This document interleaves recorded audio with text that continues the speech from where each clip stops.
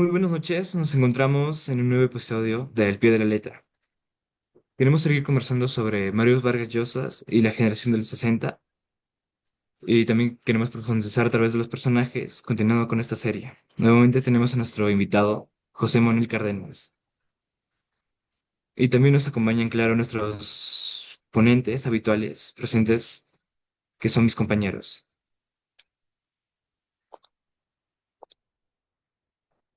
Bueno, primero vamos a hablar, primero va a hablar nuestra compañera Mariana.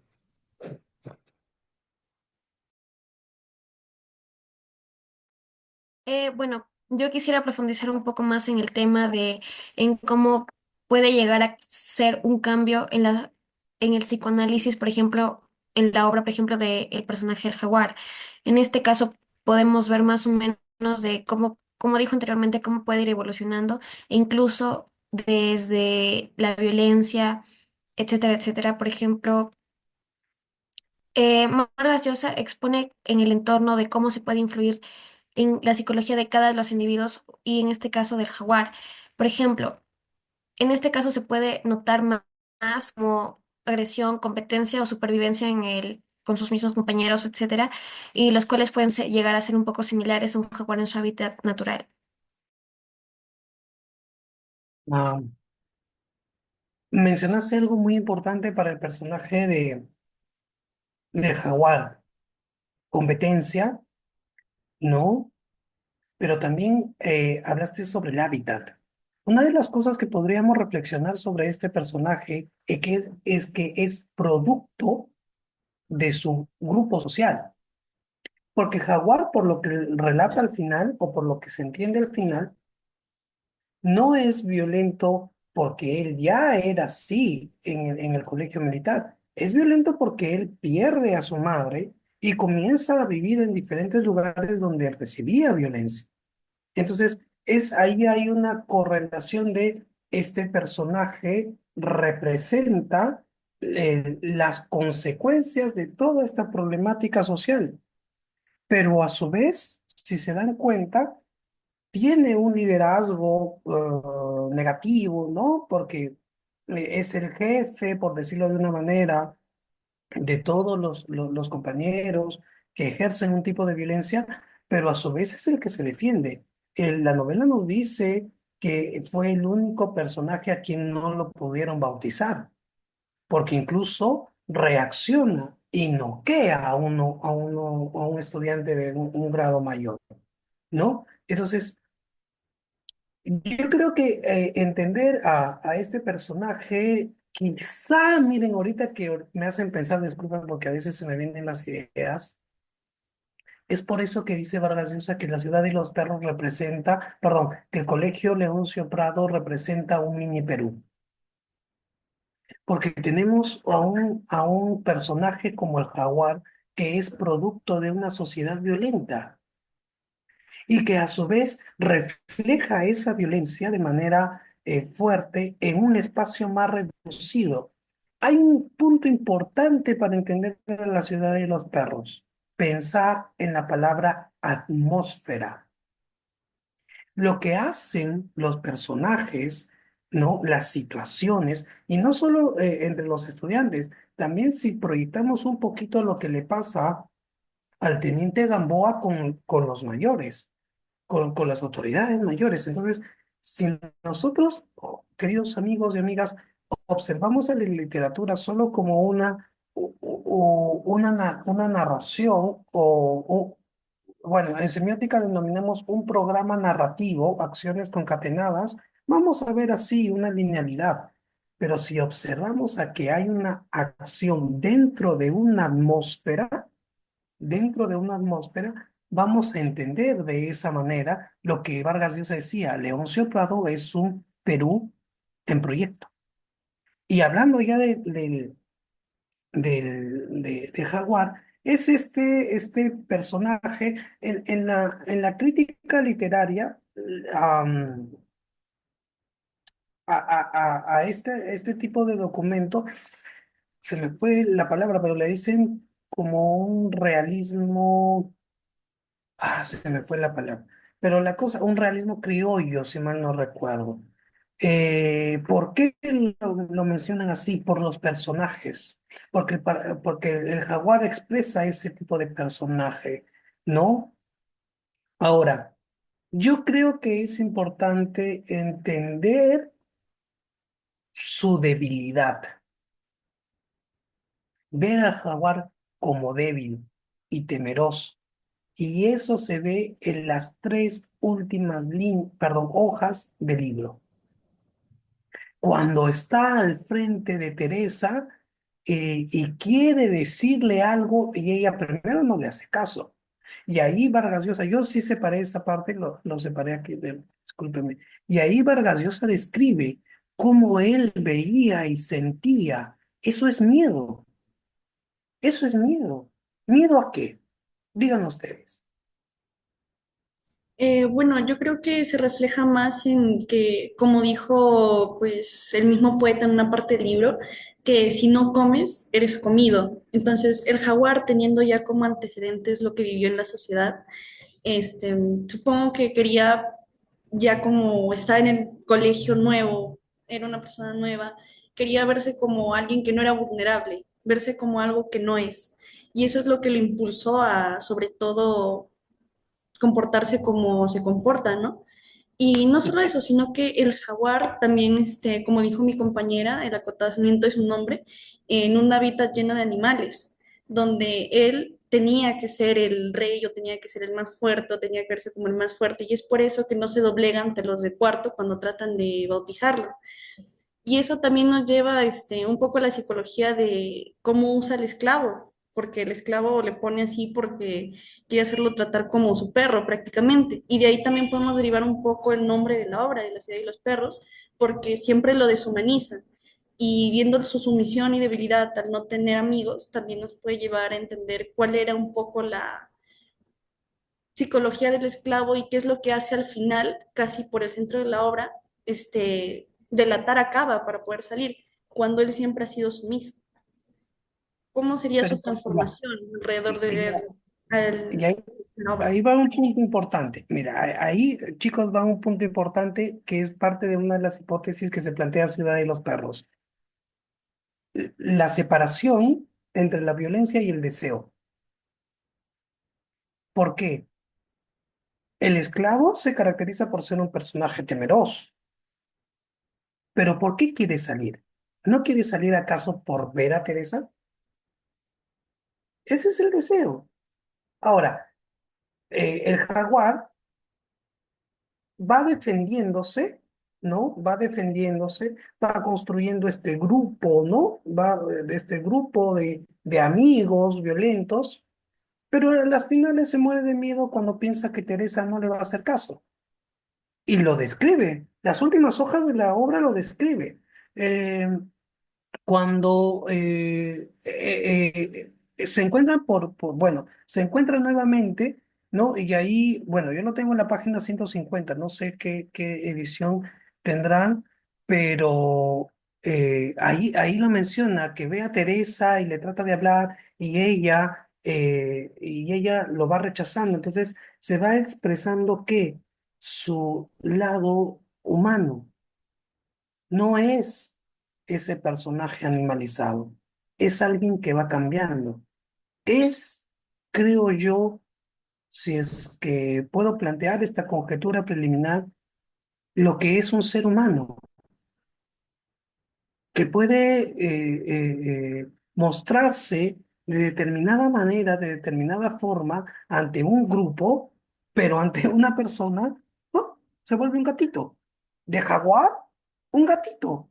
Porque las finales, lo que desea es, o lo que llega a tener al final, es una familia, va a vivir con la tía, se casa, incluso es violento con el padre, ¿no? Esas son las dos últimas hojas, es violento con el padre que los casa, pero forma su familia. Entonces, allí podría entrar incluso esta influencia de Flaubert. Cómo se expresa la violencia de la sociedad y los cambios psicológicos, porque eso es Flaubert. Madame Bovary es eso, la adecuación, ¿no? si ya han revisado a Madame Bovary, se van a dar cuenta, ella buscaba. Y bueno, la literatura francesa tiene esa característica. Si tienen algún momento, te invito, léanse Manon Lescaut, de Bad Prescott, que bueno, a partir de Manon Lescaut sale La Dama de las Camelias, la adaptación de Alejandro Dumas. Pero es eso, ¿ah? Es eso. Estos personajes femeninos con características físicas determinadas, pero que buscan, ¿no? Buscan situarse en diferentes lugares, pero es por necesidad psicológica. A ver, te escuchamos, Francesco.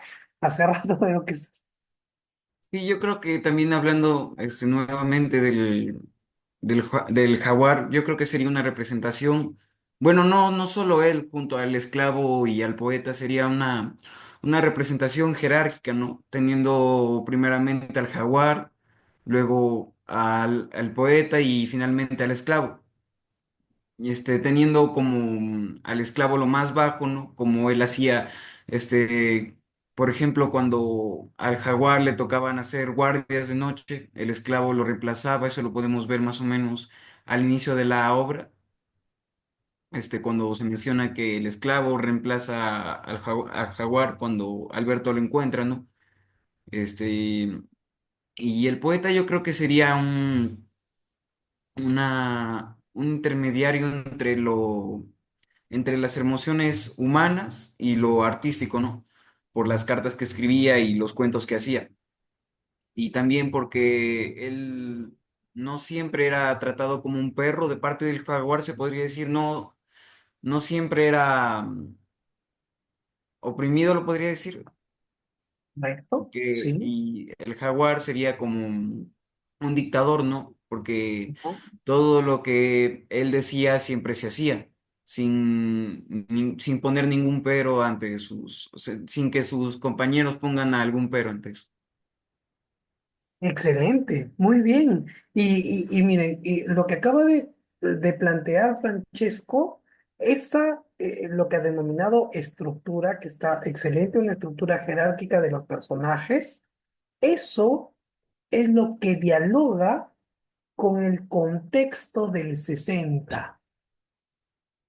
Eso es lo que dialoga con el contexto del 60.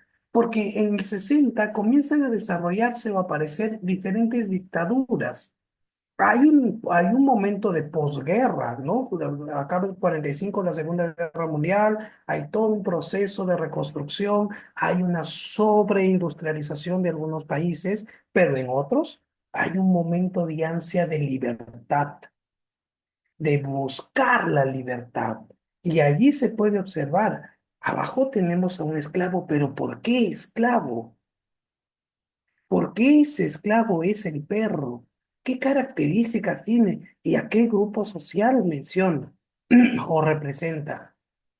¿Por qué el jaguar que expresa violencia está de arriba? ¿Y por qué el poeta idealista, ¿no? Como ha dicho muy bien Francesco, una mezcla entre el ideal, ¿no? El ideal y lo artístico, está en medio? Y es el que más se quiere todavía adaptar o caer bien. Entonces, si se dan cuenta, ustedes, queridos amigos y amigas, están llegando a un nivel de análisis que poco se hace en la secundaria. Yo no me gusta hablar en primera persona, pero me dedico a enseñar a estudiantes universitarios. Y poco veo que hagan este análisis que ustedes están, claro, no enseño literatura, yo enseño investigación, pero poco hacen un análisis como ustedes están logrando. Eso es muy agradable, a mí me está gustando. Es más, si se puede hacer más seguido, invítenme, yo con mucho gusto. Entonces, sí, y lo que dice nuestro amigo Francesco es así, la estructura de los personajes es una representación de la estructura de la misma sociedad. Y es que hay un librito que se llama La cartografía del poder en Mario Vargas Llosa, que si mal no recuerdo es un grupo de conferencias que se hace sobre él. ¿Por qué? Porque uno de los rasgos y uno de los puntos por los cuales le dan el Nobel es eso, la mención al poder. Y su obrita, acá lo tengo, porque esta sí es una super mega obra, su obra que más desarrolla el poder es esta de acá, la fiesta del chivo. El poder en este autor está en la mayoría de sus obras, desde La ciudad y los perros, desde La ciudad y los perros hasta acá, El sueño del Celta. Todos hablan del poder. Entonces, entendamos también el concepto de poder, ¿ah? Poder no significa, queridos amigos, que eh, es alguien que tiene la fuerza para ejercer un tipo de violencia sobre otro grupo. No, el poder es un concepto filosófico bastante complejo, bastante complejo. Entonces, está en sus obras de él, pero también hay una perspectiva histórica y un lado de dialogar entre la ficción y la realidad, que esa es característica de los 60. La narrativa del 60, esa es su característica. Y por ejemplo, am, se me fue.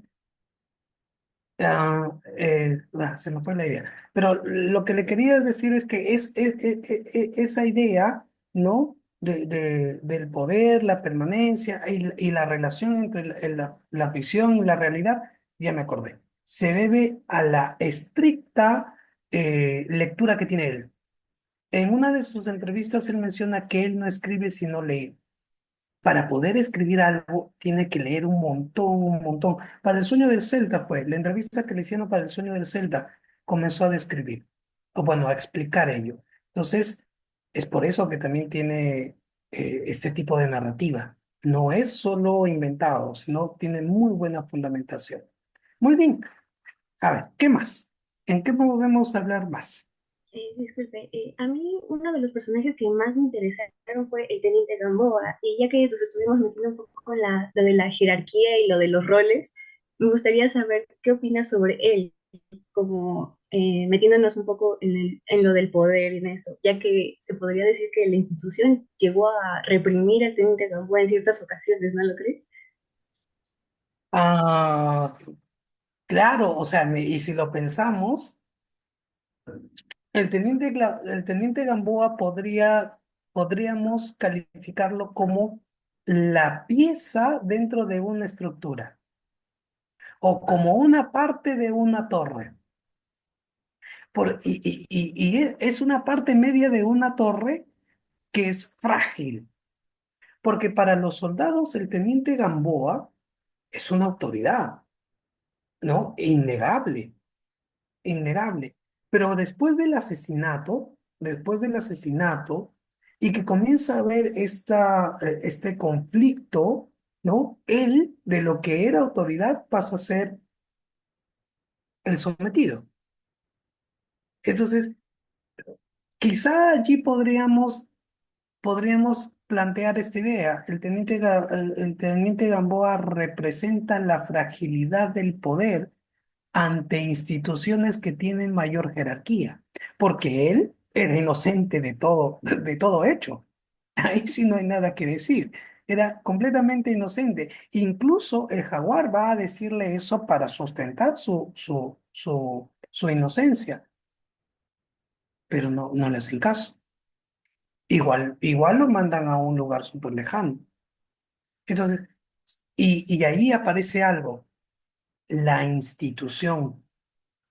Porque al teniente Gamboa lo mandan o lo alejan de allí para no afectar que la institución, la idea de organización, la idea de que no, aquí no pasó nada. Si se dan cuenta, es que si se dan cuenta, eso también es la sociedad.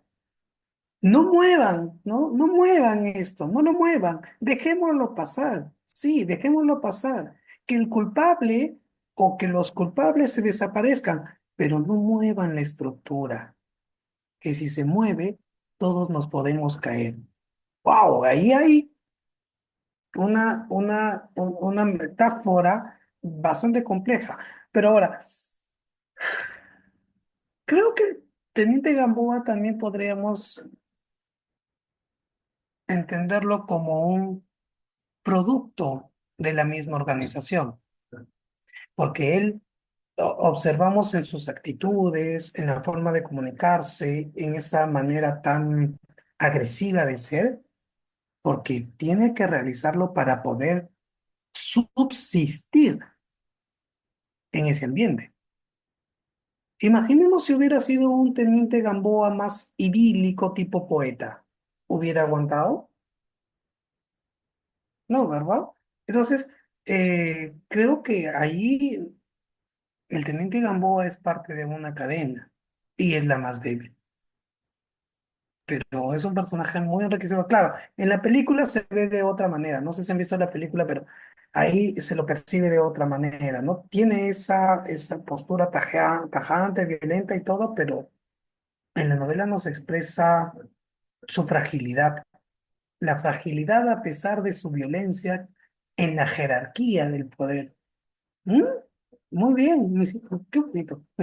A mí me gusta mucho conversar y reflexionar. Qué bonito. A ver, ¿de qué más podemos hablar? Claro, eso también en la obra, lo que es la pequeña ciudad que sería Leoncio Prado, también nos muestra pues la corrupción que hay ahí por tratar la institución de tapar el hecho de la muerte del esclavo, del asesinato, y mandar a Gamboa lejos, porque Gamboa en realidad lo que quería es que se descubra la verdad cuando se descubrió quién mató al esclavo. Otro de los personajes en los que a mí me gustaría intervenir es el esclavo, porque me parece uno de los personajes más humanos que se deshumanizaron tanto en la obra.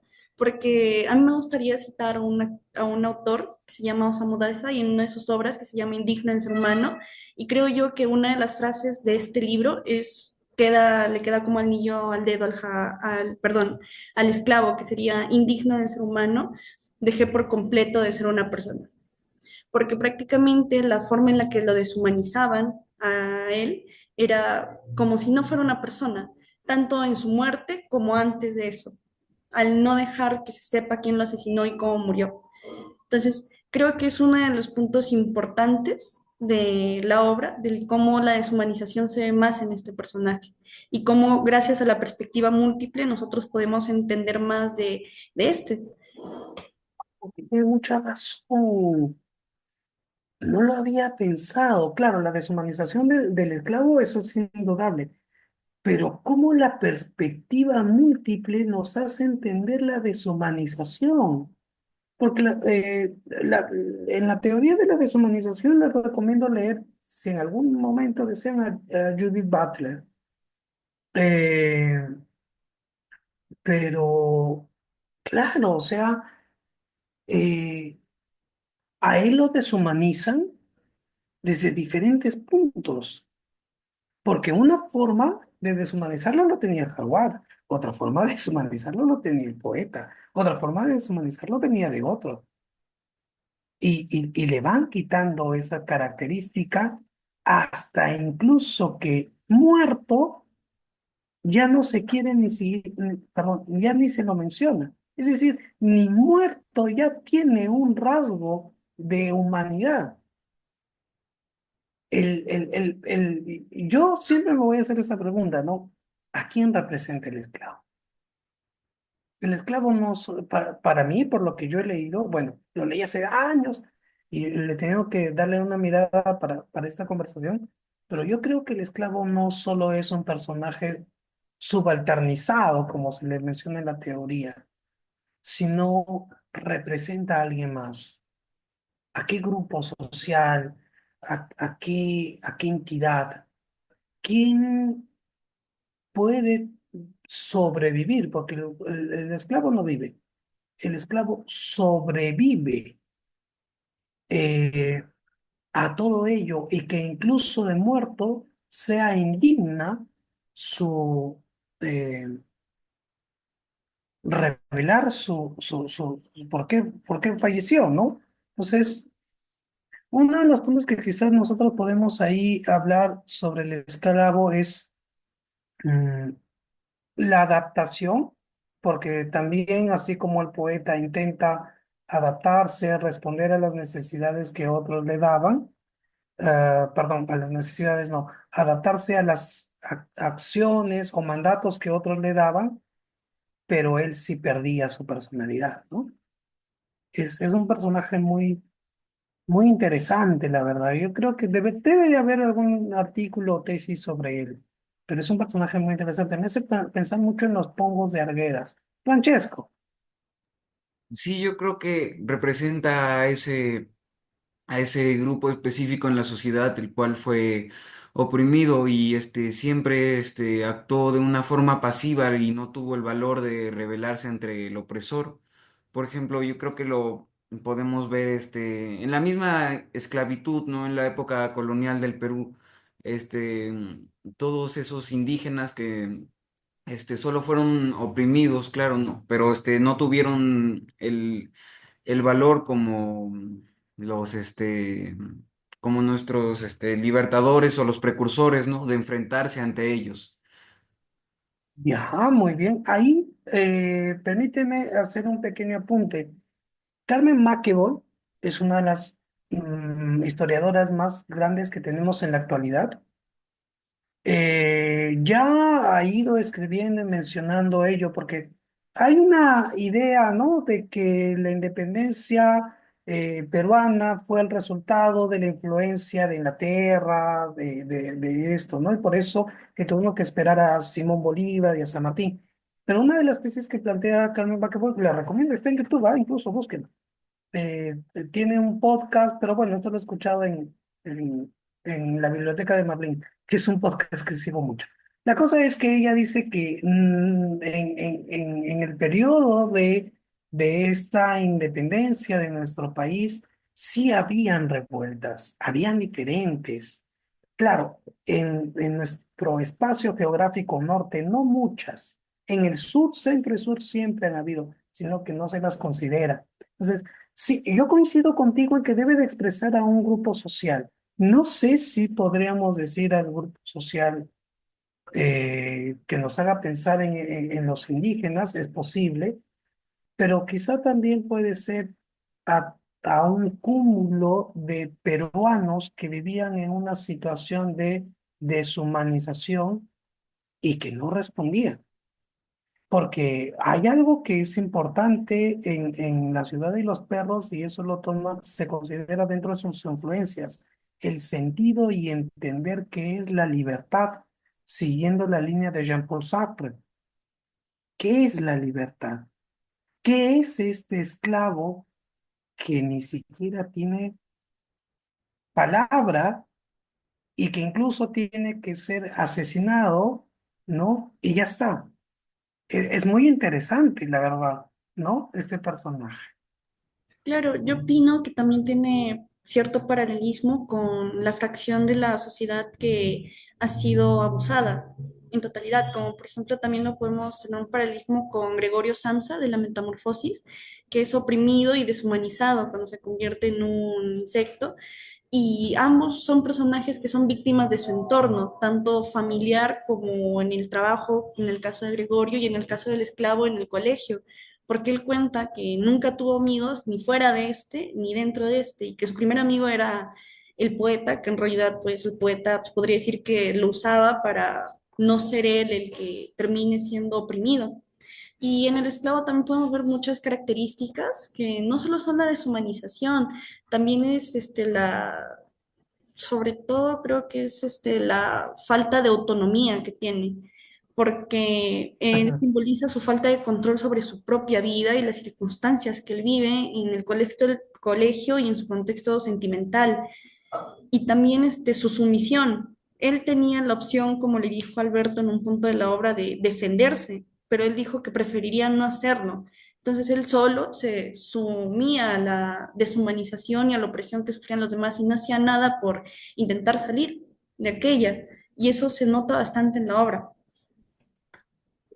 Claro, o sea, él, ay, no recuerdo quién plantea esto, pero sí hay una teoría que nos habla de que el subalterno, es decir, a este personaje que está siendo deshumanizado, en un determinado momento adopta, internaliza esa característica y comienza a comportarse como tal.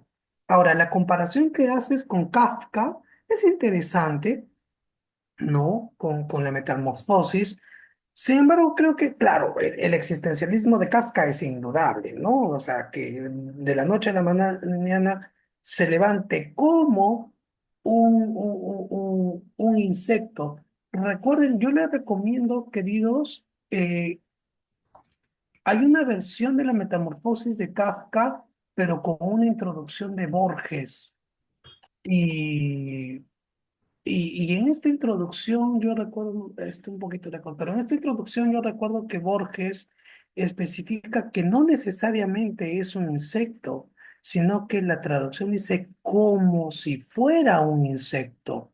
Entonces, en esta obra, en la Metamorfosis, es más como él se percibía ya, es una internalización de todo el ambiente que él vivía. Y claro, no, bueno, no sabría, no sería muy inadecuado precisar o aseverar, ¿no? De que eso pasaba con el esclavo, pero de una u otra manera él aceptó su condición. Él acepta su condición. Es como que si hubiera sido su destino. Ah, sí. Sí, sí, sí, sí. Se vio así dentro de esta estructura que nos mencionaba el compañero Francesco y se aceptó tal cual. Claro, así sería, ¿no? Muy bien, muy bien. Es que sí, si se dan cuenta, por eso fue mi pregunta inicial. ¿Por qué los personajes? ¿Por qué los nombres? ¿Por qué se habla de atmósferas? No hablamos solo de inicio, no de desenlace, no, eso no es literatura. Ni cuál es el personaje principal, secundario, ¿no? Ahí estamos haciendo un análisis estructuralista básico. La literatura es entender cuál es el subtexto, qué está al fondo. Muy bien, a eso, excelente. A ver, no sé si hay alguna pregunta Sí, más. claro, por ejemplo, volviendo un poco más al tema de la obra de la ciudad de los perros, podemos ver más o menos cómo en absolutamente toda la obra vemos un poco de contexto más sobre violencia, autoritarismo y desigualdad entre todo. Y como mencionaron mis compañeros anteriormente, se puede ver cómo el esclavo puede llegar a ser de un grupo social reprimido. Como dijo anteriormente, la ciudad de los perros puede llegar a ser interpretada como un mini Perú. Por lo tanto, el personaje lo que más puede llegar a reflejar, por así decirlo, sería una crítica sobre todo social por llegar a deshumanizar al esclavo, que en este caso sería lo que representaría a la minoría en la sociedad, por lo tanto puede ir llevando a rasgos deshumanizándolo así, lo cual se puede reflejar, como dije anteriormente, en la sociedad. Y el hecho de que el esclavo a sí mismo se haya ido deshumanizando y haya ido perdiendo autonomía, perdón, se me fue la palabra, pero creo que es a la que me refiero, es que él mismo se va haciendo menos, por lo tanto es lo peor. No, pero, ya, pero es que miren, ahí el pensar en la deshumanización implica en último término la aceptación de ello, porque parte. Hay algo que ustedes podrían quizá reflexionar también, desde dónde inicia y por qué inicia. O sea, ¿quién? O sea, vamos a pensar un poquito en plano más general. Imagina, ya sé, una de las estrategias que hacemos para analizar una obra de arte o una obra literaria, chicos, es imaginar que estamos dentro de esa atmósfera. Cuando ustedes van a analizar, por ejemplo, una pintura, al observar la pintura, lo que tienen que hacer es que están dentro del cuadro. Entonces, en esta perspectiva, imaginemos lo siguiente. ¿Quién comienza a Este, deshumanizar al esclavo? bueno, disculpe por interrumpirle, pero bueno, ya se está finalizando la llamada No. y la Ahora sí. grabación. De verdad quisiéramos hablar más con usted, porque de verdad usted tiene demasiado conocimiento sobre la literatura y para nosotros es como que importante y a la vez muy interesante, ¿no? Y también ya vamos a terminar todo esto sobre ¿cómo decirlo? Podcast de Al pie de la letra y que, bueno, que también quisiera que si nos siguieran en las redes sociales, en nuestras redes.